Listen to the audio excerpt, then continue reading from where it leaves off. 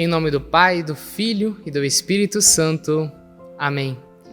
Do Catecismo da Igreja Católica, no parágrafo 1022, diz bem assim: cada homem recebe em sua alma imortal a retribuição eterna a partir do momento da morte, num juízo particular que coloca sua vida em relação à vida de Cristo, seja por meio de uma purificação, seja para entrar de imediato na felicidade do céu, seja para condenar-se de imediato para sempre. Olá, meu irmão e minha irmã que nos acompanham no meu podcast. Desde já agradeço ao Braz Bose, ao Henrique Venturim, por estar ajudando a gente hoje aqui a estar gravando com vídeo, chegando à sua casa de uma forma diferente, não somente mais áudio. Creio na vida eterna é o tema do episódio de hoje. E, para nos ajudar a decifrar mais esse tema, temos a presença do Padre Christian Vieira Batista, aqui da Paróquia São Pedro de Venda Nova do Imigrante. Olá, Padre. Olá, Rafael. Olá a você que acompanha esse podcast do Rafael. Bem-vindos nesta interação, onde de uma maneira dinâmica chegamos até a sua casa, neste episódio catequético, para refletirmos um pouco sobre a doutrina da Santa Igreja, em especial aquilo que toca às santas almas. Isso mesmo. Padre Christian, o senhor, por 9 segundas-feiras consecutivas, fez uma novena, né, até com missa, sobre as almas, né? Muito interessante. Por quê? Rafael, primeiro porque rezar pelas almas é uma obra de misericórdia espiritual. Rezar pelas almas não é somente nós rezarmos por aqueles que já faleceram, mas é rezar também por cada um de nós. Quando nós rezamos pelas almas, nós rezamos também pela nossa própria. Enquanto nós somos ainda peregrinos nesta terra, aguardamos também um dia nós contemplarmos a glória de Deus. Então, não é uma novidade na vida da igreja, é retomar a sua história, é retomar a tradição que talvez um dia, por um motivo ou por outro, foi se esquecendo e ficou para trás. Então eu acho muito bonito quando nós voltamos à história, voltamos à nossa identidade cristã católica, com as pequenas coisas, mas que nos ajudam na oração. Então esse é o motivo pelo qual, conversando, nós resolvemos então iniciar lá no dia 6 de setembro deste ano, realizar essa novena, semanal, todas as segundas-feiras. Por que a segunda-feira? Porque a segunda-feira a igreja faz memória às santas almas. Ela reza pelas santas almas para bem nos preparar para a comemoração de todos os fiéis defuntos. Muito bem, muito bem. Então, inicio perguntando para o senhor, Padre, o que acontece com as nossas almas quando morremos? Sim, Rafael. O primeiro pressuposto que a gente deve partir, Rafael, é a doutrina da nossa igreja. O Catecismo da Igreja Católica, que é um grande compêndio, diríamos assim, da formulação doutrinal da nossa fé católica. O que acontece quando nós morremos?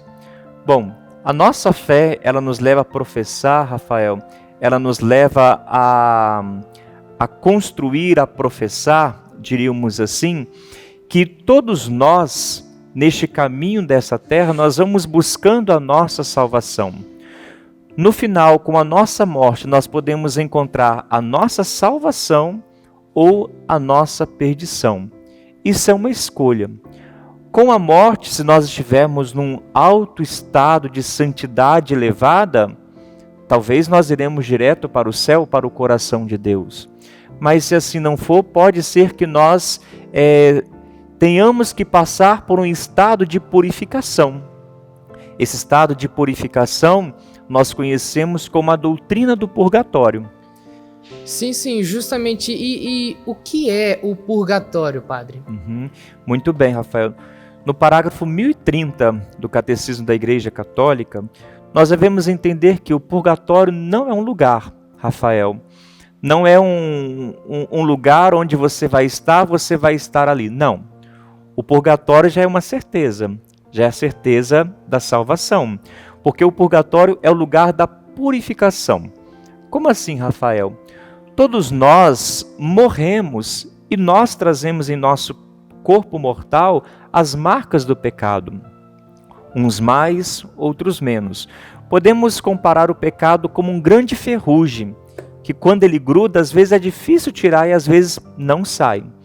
Vamos supor que o purgatório, falando uma linguagem mais popular, tá bom, Rafael? Para nós entendermos. Vamos supor que o purgatório será o lugar onde nós iremos purificar para limpar esse ferrugem do pecado que há em nós, para atingirmos assim então a plenitude da nossa salvação no coração de Deus, nosso Pai. Justamente, então, o purgatório, né, o que acontece com essas almas que estão lá, é justamente limpar, né, tirar esse ferrugem que está entranhado. Isso, que né? pode ser os nossos pecados mortais, ou pode ser também os pecados veniais, né? Então, como eu disse, vai depender de como nós iremos morrer. Por isso, Rafael, que a igreja todos os dias nos convida à conversão. Porque a morte, nós não sabemos quando a morte vai chegar, mas nós podemos nos preparar para que quando ela chegar, nós possamos estar num estado de graça. Entendi. E padre, por que nós devemos rezar pelas almas? Rezar pelas almas, Rafael, uma ótima pergunta. Primeiro, lembra que eu falei há pouco agora que rezar pelas almas é uma obra de misericórdia espiritual? Sim. Rezar pelas almas, nós rezamos também por nós mesmos. Rezamos também pela nossa purificação. Mas também a Bíblia, Rafael, ela nos apresenta passagens, capítulos e versículos que nos falam também dessa importância de rezar pelas santas almas. Elas precisam da nossa oração. Elas precisam também de encontrar a santificação como também nós precisamos. E nós continuamos a nossa oração por aqueles que nós amamos. Então é digno e louvável rezar pelas almas, principalmente por aquelas que se encontram no purgatório. Nem todos compreendem isso, viu, Rafael? Nem todos acham assim que é preciso rezar as almas, porque já morreu, já está no coração de Deus. Não. Nós não sabemos se todos que morrem vão para o coração de Deus, porque depende da escolha livre, o livre-arbítrio de cada um, né? Mas é preciso que nós rezemos por elas. Se não me engano, Santo Ambrósio, que faz essa formulação, que rezar pelas almas é rezar por nós mesmos. Então nós vamos multiplicando esta oração quando nós prestamos uma obra de misericórdia para alguém ou pelas santas almas. Sim. Quando as almas elas estão no purgatório, padre, elas, de uma forma, elas conseguem rezar por si próprias, talvez elas por si só, elas não necessitam das nossas orações, ou elas conseguem, por exemplo, rezar por elas mesmas lá no purgatório e a partir dali ir para o céu. Rafael, se elas pudessem rezar por elas próprias, elas não precisariam das nossas orações, né? Como eu disse, a nossa salvação ela está condicionada a uma escolha que nós fazemos aqui nesta terra. Então nós podemos escolher estar com Cristo ou não estar com Cristo. O purgatório já não há mais essa escolha, né? Na morte já não há mais essa escolha. Com a morte você escolhe ou ir para o céu ou ir para o inferno. Para aquelas que vão ao purgatório, que vão para o céu, nós rezamos para que elas possam encontrar esse estado de purificação, que não é um tempo, não é um local, não tem prazo. Aí nós confiamos a misericórdia de Deus. Por isso, Rafael, que é mistério de fé. Nem tudo nós conseguimos compreender, mas nós precisamos rezar de acordo com que a Santa Igreja Católica nos ensina e que a Palavra de Deus também ela vai nos edificando. Sim, entendi, padre. E indulgência? O que é uma indulgência, padre? A indulgência, Rafael, e a você que acompanha esse podcast, ela está muito ligada ao sacramento da reconciliação. Para que você confessa, Rafael? Bom, eu me confesso para poder me purificar, né, dos pecados daqueles eu acometi, né? Exatamente, para se purificar. A indulgência, ela é uma remissão de purificação também, que nós podemos apresentar pelos vivos ou pelos mortos, né? A igreja, ela concede também a indulgência plenária aos fiéis defuntos, aos falecidos, para que, apresentando a eles as nossas orações, possam, assim, as nossas orações ajudá-los nesse processo de purificação, mas confiando sempre na graça de Deus. Mas a indulgência também, Rafael, não é só rezar, nós precisamos também de alguns atributos. Nós precisamos confessar, né? Precisamos rezar no cemitério, no caso das indulgências do dia 2, né? Nós temos o prazo do dia 1º ao dia 8 para fazer essas questões, a oração no cemitério, a confissão, a participação e comunhão na celebração eucarística e a oração nas intenções do Santo Padre, hoje o Papa Francisco. Entendi, padre. Se eu receber uma indulgência, padre, eu talvez não vou precisar passar pelo purgatório ou como funciona? Não, Rafael, se a gente for pegar também, por exemplo, a indulgência, olha, o Catecismo 1471, ele nos diz assim: a indulgência é a remissão diante de Deus da pena temporal devida pelos pecados já perdoados quanto à culpa.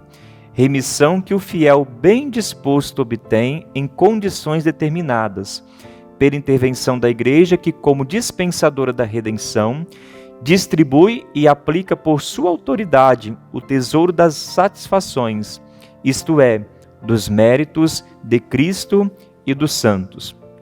Então, nós voltamos àquela questão lá atrás do purgatório. Lembra do Ferrugem?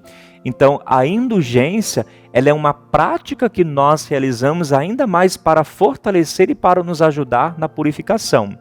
Não é uma compensação, se eu faço isso, eu saio disso, entendeu? Mas é assim, quanto mais obras nós fizermos, melhor para a nossa salvação. Sim, entendi.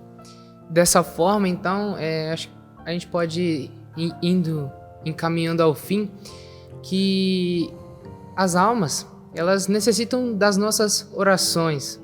Então, meu irmão e minha irmã, você que nos ouve, nos assiste, rezemos pelos nossos entes queridos que já partiram, porque eles necessitam da nossa oração. Muito bem, Rafael. A importância de rezar.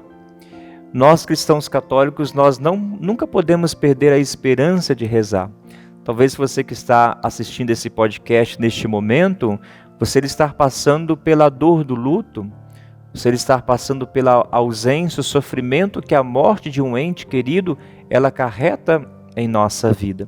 Então reze, faça essa obra de misericórdia espiritual por aqueles que você ama, aplique a indulgência plenária que, além de ser para as almas, também é um benefício para cada um de nós, Rafael.